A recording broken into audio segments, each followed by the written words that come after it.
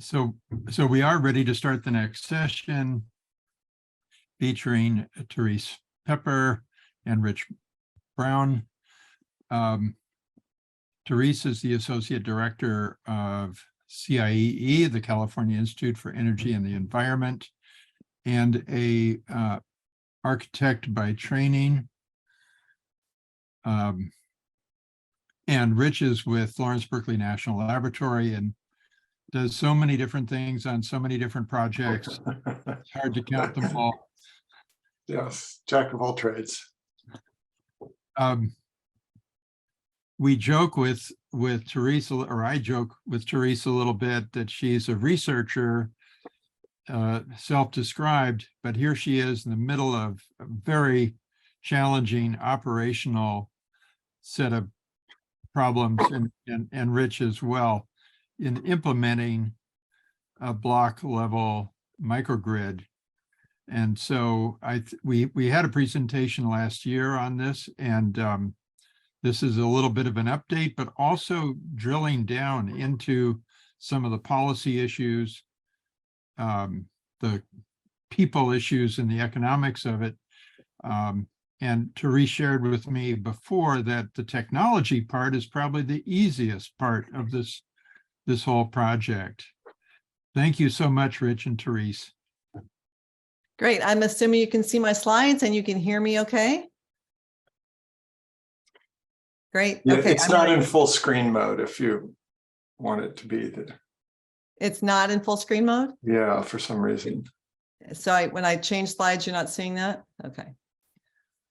All right, let me try this again. And I apologize. I thought all right, is that working? Okay, that's better, yeah. And you can see Yeah. when it changes? Okay, Yeah. very good. Well, thanks for that wonderful introduction, Peter. Delighted to be back again to talk about it, give you an update on the Oakland EcoBlock. I'm just going to go ahead and jump on in the interest of time. So just as a reminder, this is funded primarily by the California Energy Commission as one of several advanced energy community projects. Again, the idea was to provide resilience and to get renewable energy in the hands of the underserved, the people that could least afford this. And so some of the unique features of our project is that it's a retrofit of an existing block. So residential primarily block, and it's a multi-customer microgrid, which is also a bit unusual.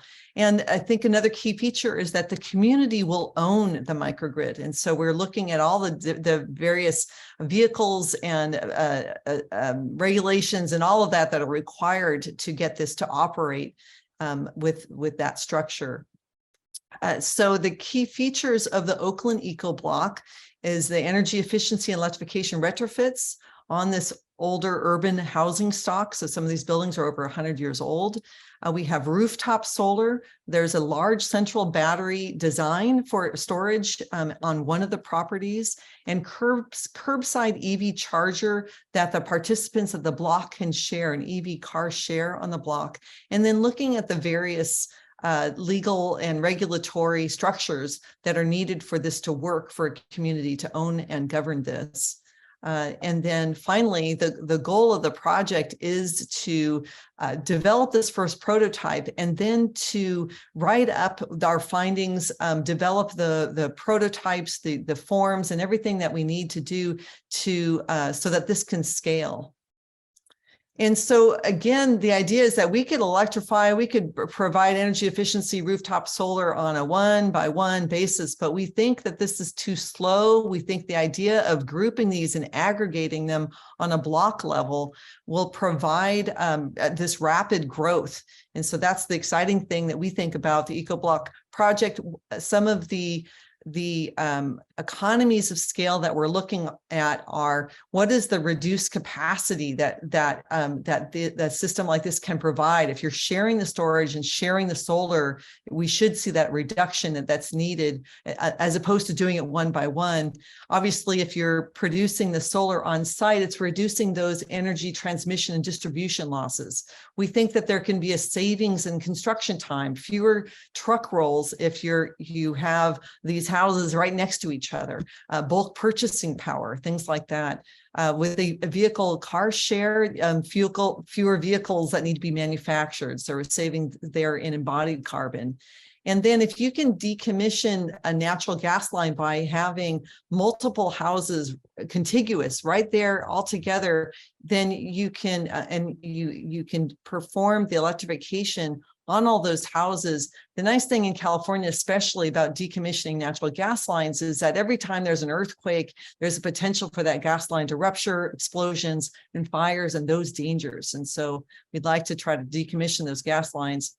And I think what we've already seen is that a rapid increase in adoption through this neighbor or peer effect. You've heard that solar is contagious. When one person gets it, their neighbor gets it.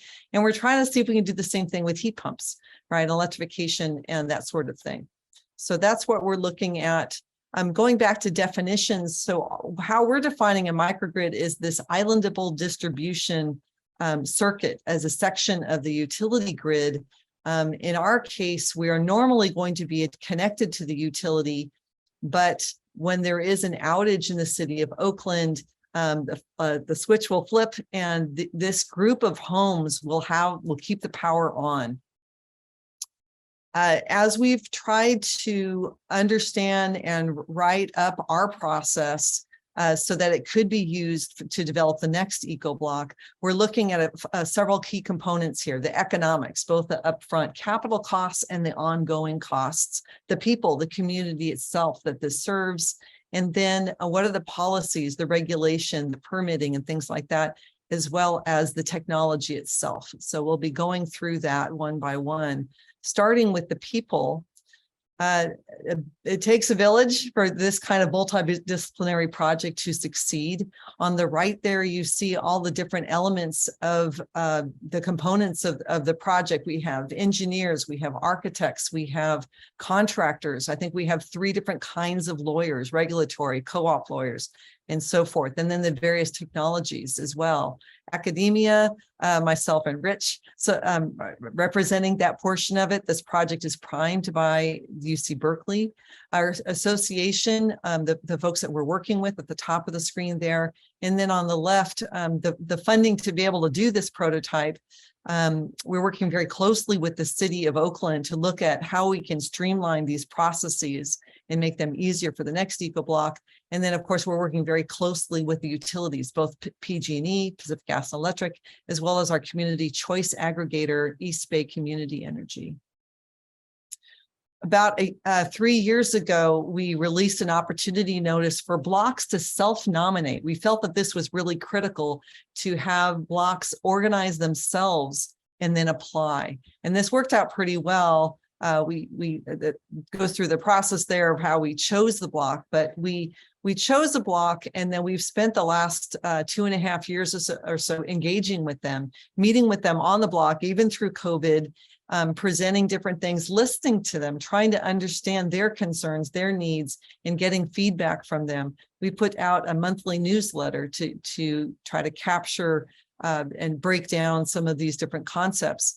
We are navigating several different diversity issues, including language and culture. I think there's 5 different languages spoken on the block. We've provided interpretation and translation in both Chinese and Spanish, especially for our legal documents, as we've developed the Homeowners Association over the last year.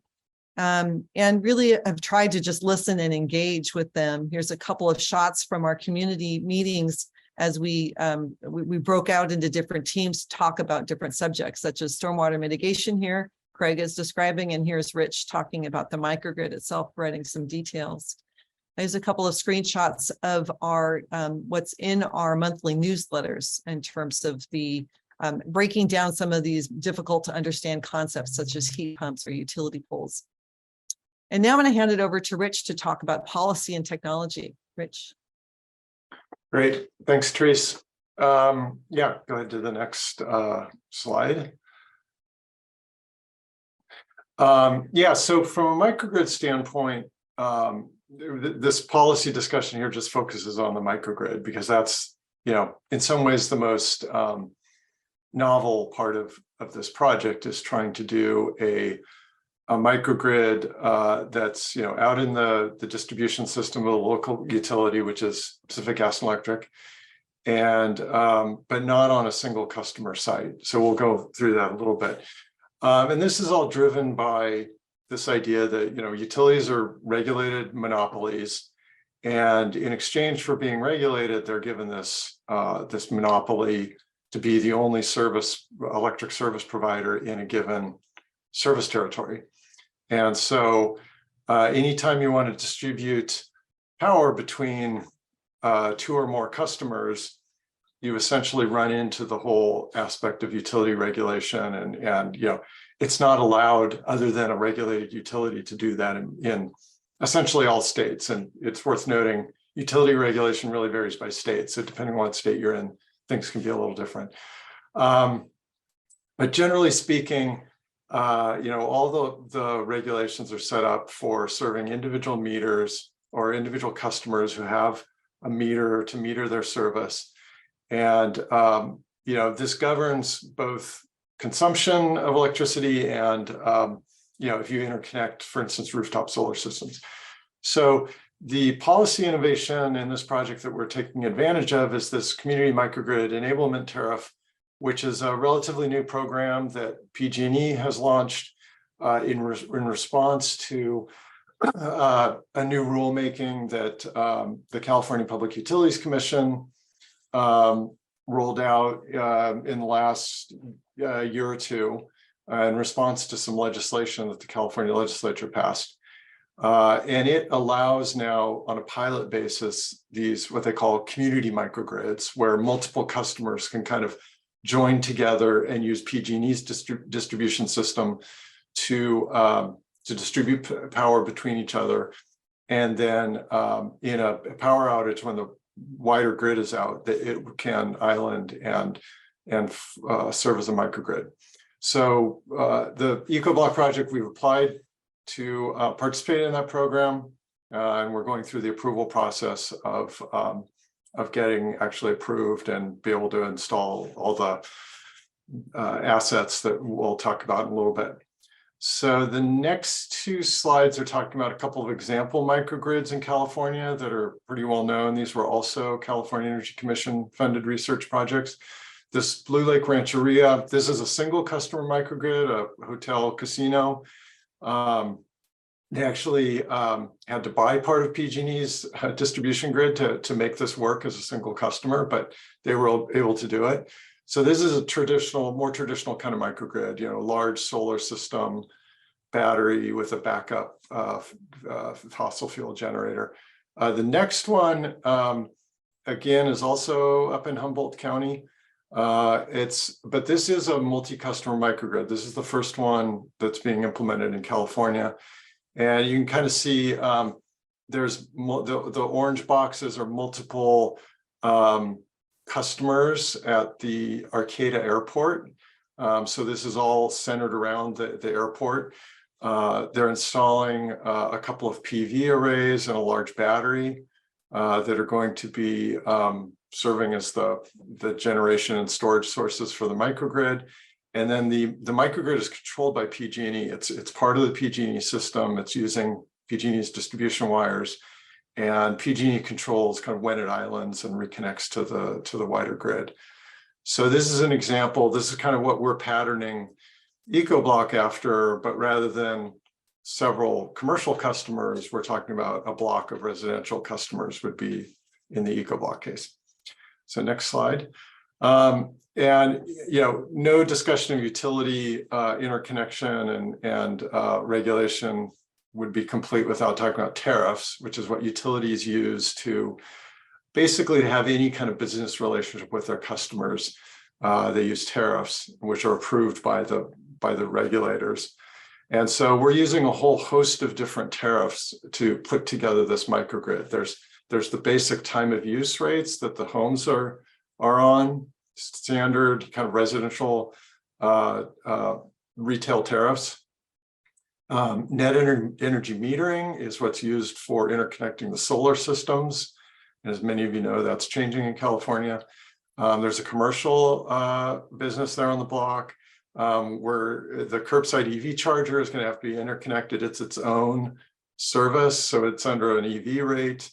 The storage needs to participate in the wholesale market, so it's got this California ISO as the independent system operator, so that's another set of tariffs. And then it's all kind of bundled under this community microgrid enablement tariff that allows it to be operating when the grid is out. It essentially recovers the cost for implementing the microgrid. So it's a complex system, and we've learned a lot in getting to this point.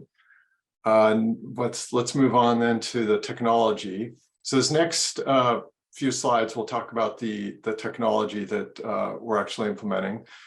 Sorry. Okay. So you can kind of see here, we've already talked about several of these elements, but the key here is just that we're using PG&E's existing distribution wires. There's going to have to be some upgrades that are made, and we're kind of at the process now that we've applied, and PG&E is doing an analysis to figure out what upgrades are needed, how much it's going to cost, who's going to pay for it. So we're kind of at that point. Then you can see the new solar generation on the rooftops. There's a central battery kind of over on the right side there, the EV charging, and it's all connected through these distribution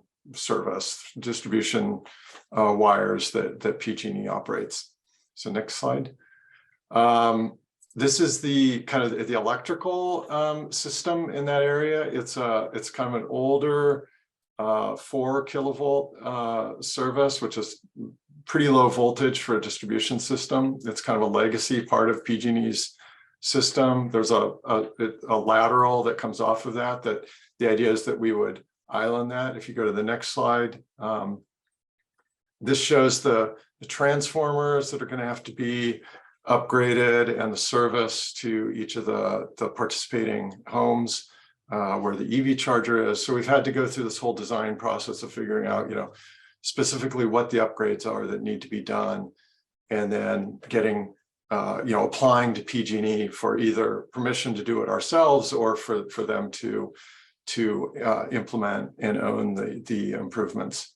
And the crosshatched rectangle up at the kind of the top there is the central battery. So the idea is the battery to run the microgrid in islanded mode would actually be on one of the properties of the participating households there. So we've managed to find enough space to be able to put a battery there. That was somewhat of a challenge. Next slide. So this is just kind of schematically how this connects together. This is in normal operation when the grid is connected, and each of these customers is essentially just a normal residential customer when the grid is up, and they're just paying their normal bill through their PG&E meter. And if they have solar, which all of them do have rooftop solar, they'll be doing net metering, so the standard kind of arrangement there. Then in next slide, in islanded mode, with the switch gear there at the top opens up and this area becomes islanded, and then the central battery, the kind of red and orange block there up towards the top, the central battery and grid forming inverter, that will re-energize this section of the distribution system and serve as the energy source for running this islanded microgrid. So the idea is that there'd be some short, few second gap in the power would go out for a few seconds, and then this battery and inverter brings the system back up. So that's part of what needs to happen with the interconnection with PG&E, is that we have to have a whole plan for how this all happens, an operating plan that PG&E approves, and then they essentially program their distribution controls to be able to implement this in practice, so that when it's operating, it operates in a safe manner. Okay, next slide. So the other thing going on besides the microgrid, or part of the microgrid project, are the energy improvements to the homes or the buildings on the block. It's mostly multifamily, so it's kind of an interesting mix of owner-occupied and rentals. Next slide, talk about the specific upgrades. So there's a whole host of upgrades. The homes are being electrified, so all the gas heating, water heating appliances are being replaced with electric versions. There's efficiency improvements, insulation, air sealing, those sorts of things. There's some electrical upgrades that are going to happen to accommodate the new electric appliances. So there's kind of a whole home retrofit that's part of this as well. Next slide. This just kind of shows some of the exterior improvements as well, with EV charging outlets, removing the gas service, the exterior, the heat pump, mechanical systems, things like that. So there's both interior and exterior. And then this is all kind of tied together with, in the home, a home energy control system that will be able to adjust some of the loads to kind of modulate the power draw of the different homes on the block. If the microgrid is operating in island mode and the battery is running low on energy, what we want to be able to do is kind of conserve the energy by adjusting some of the loads in the homes. And then this connects with a microgrid controller that's kind of balancing the power on the block when the grid is out. So so there's a lot of different kind of technical elements here that have to all kind of play together to make this work. I think that's the end. Yeah. So Therese, I'll turn it back over to you. Okay, great, Rich. And in the interest of time, I think I'm going to kind of just fly through this so we have some time for questions. I think as we are developing a business model, again, we don't want this to be just the first and only EcoBlock. We want this to be a model for others. And so there's a lot of things to think about in terms of who owns the microgrid, financing, operating, how do you pay for all of this, insuring. The insurance for the microgrid was a big question that we've resolved, I think, or at least found some answers. And then, can the microgrid bring in revenue, such as that large central battery that Rich was talking about? And then the savings, and we absolutely did not want to charge people any more than they were already spending for energy. So we had to really size the system with that in mind and get the number of peoples that we needed. The shared assets is really everything outside the home. So the rooftop solar, the battery, EV charger at the curbside, and shared electric vehicle, as well as other streets level landscaping and that sort of thing. We had to figure out what's the best vehicle for the owners, the homeowners, to manage this and own it. And a homeowners association, a nonprofit mutual benefit corporation, seemed like it'd be the most suitable, being able to apply for permits, hold that property interest and improvements are run with the land. That was pretty critical. And then we had to also have an ability for people to leave and people to add in as either people bought and sold or just got more interested in the system. And so we looked at, this is going across the rows. The top row there are all the assets that are happening in the home. For this first project, the grant is funds are paying for that. And then if you look at the columns, capital costs, ownership, governance, and then the ongoing costs. And so that top row, everything inside the home, the property owner is in charge of that. And that second line there, the shared assets, the generation, the association, the rooftop solar is owning that, and the distribution is through the utility.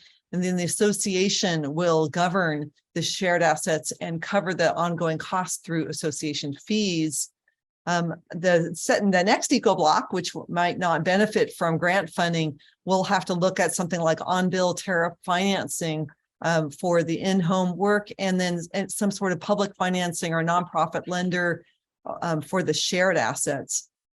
Another option is to look at a third party, Block Power or others that are doing this, leasing both the equipment inside the homes. And perhaps there's a role there for a microgrid as well, that they would own that, but also maintain it. And then it would be paid for by these fees.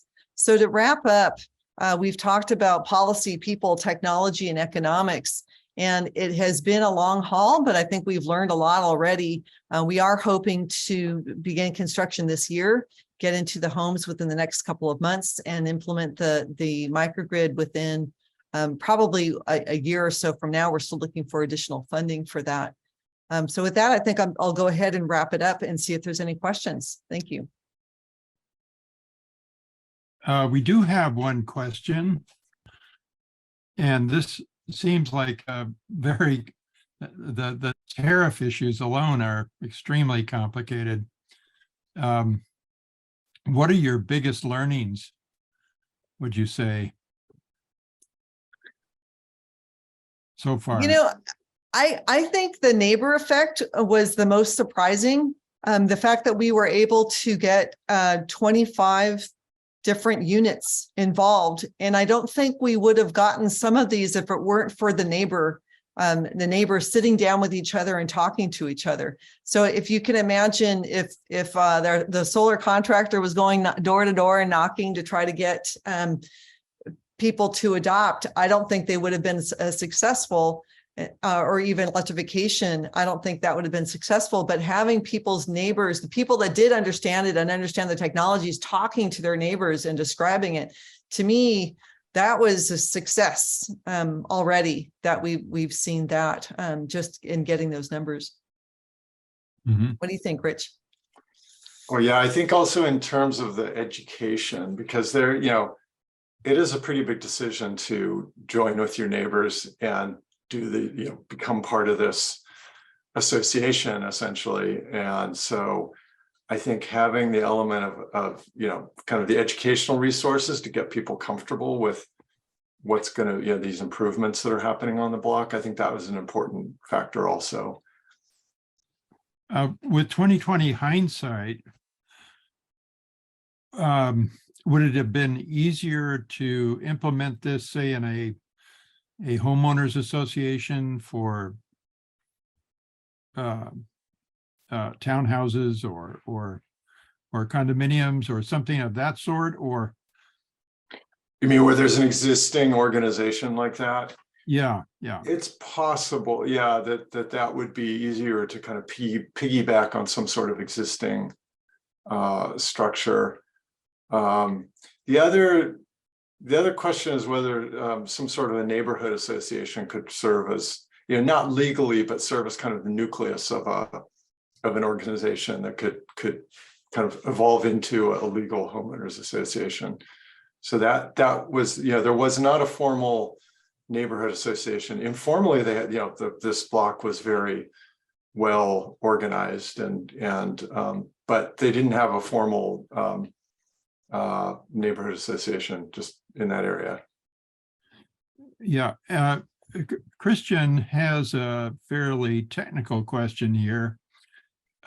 Would the system only island when the surrounding grid is down? Otherwise, it would be a problem for the non-participating households since it looks like they are disconnected from the microgrid.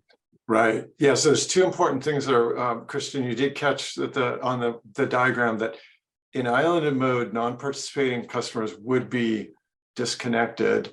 And we have worked with PG&E to kind of approve that and that it would be PG&E actually and this is kind of a key factor. PG&E is controlling when that block would island or not.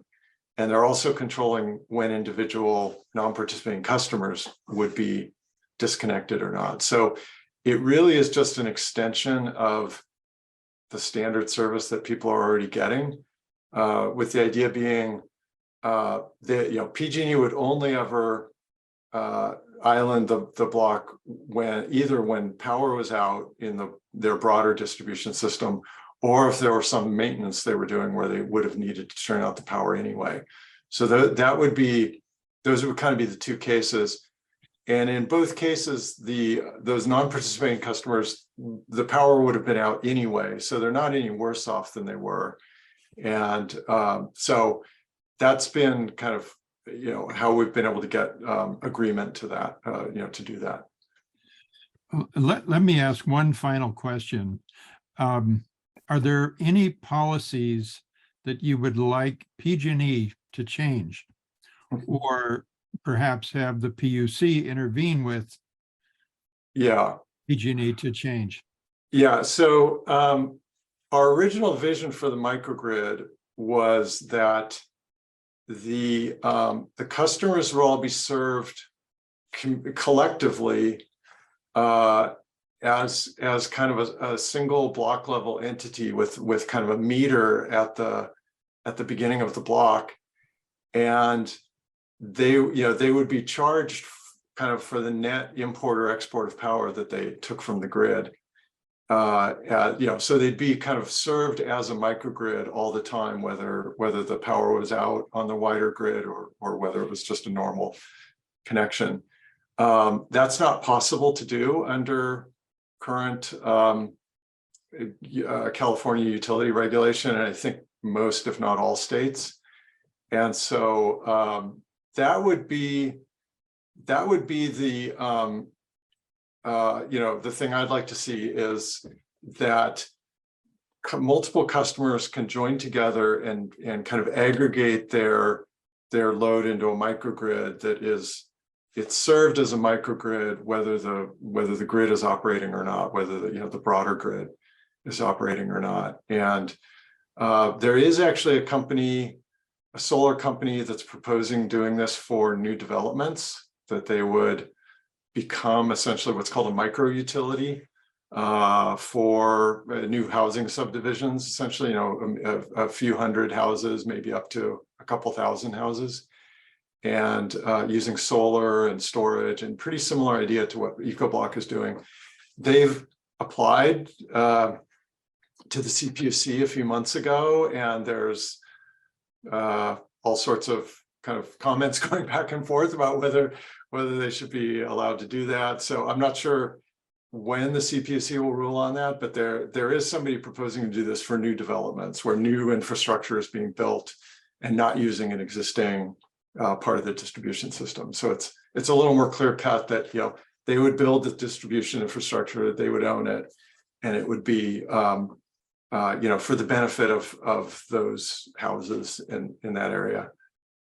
Mm-hmm. Well, I think we're out of time, but thank you so much, Therese and Rich, for this update and these insights.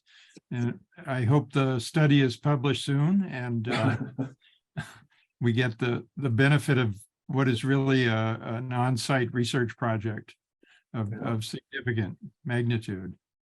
Thanks, Peter. Yeah, thank you, Peter. Thank you.